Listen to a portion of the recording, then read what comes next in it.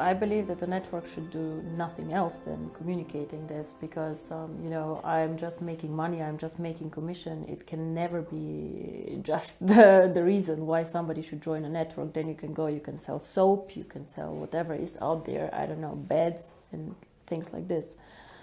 I think understanding cryptocurrency is actually the key, and this is something that I wish for on the events to happen more. I have been, unfortunately, to some events myself where I was listening for an hour and I had no idea what this company does. So the unique thing about us is education, and then if somebody wishes, the cryptocurrency. Of course, cryptocurrency can change the world, and I believe it will. The question is, will it be tomorrow? Will it be in a year, or in 2 years, or in 3? It is unstoppable. It already started.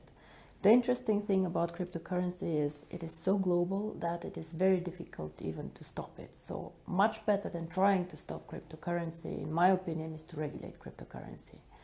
Just to regulate cryptocurrency as part of the financial landscape. We are not banks, for sure not, but to make some rules for people out there, because today everybody can go and create a cryptocurrency and start collecting money.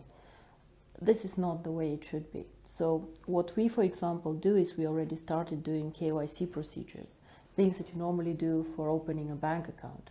Or if you're a merchant and you want to join us, you still have to provide us with some documents so we know what do you sell, what is happening, why is money being transferred. We don't have to, but we do this. So this is one thing with the merchants. It's a lot of freedom of business.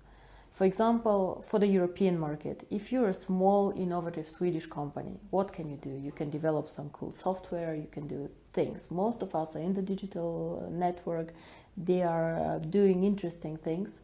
And then you want to sell it to other markets. It can be Asia, it can be India, it can be everywhere.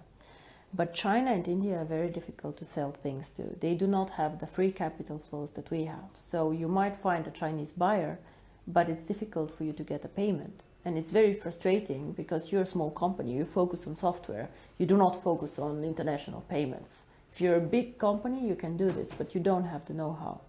Now here, cryptocurrency can help you, because OneCoin is very strong in China and is very strong, for example, in Europe. So what you can do is you can put your software in our shop that is starting now in next year. You can put up the price, whatever the price is that you would like, and then a transaction between a Chinese buyer and a European buyer can happen like this. Within 1 minute, the transfer is done. So this is something very exciting. For me, this is a bit more freedom of doing business. And the second thing, as you say, is the unbanked. Now, the unbanked, I don't know if you had a look what happened in India. India is a cash economy. So a lot of the poorer people who do not have a bank account for several reasons. Poor people normally do not trust banks.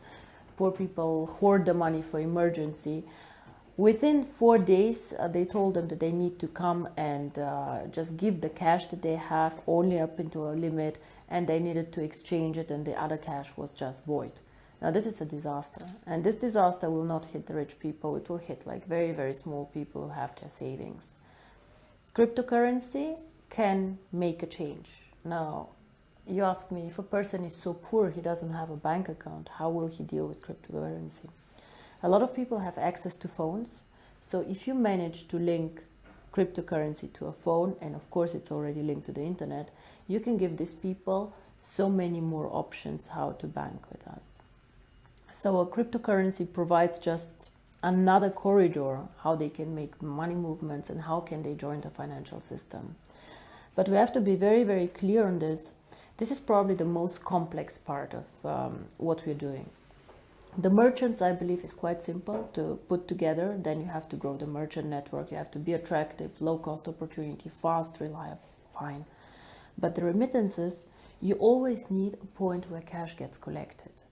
And this is the second part of the strategy, which will come most probably only after we open the coin for everyone.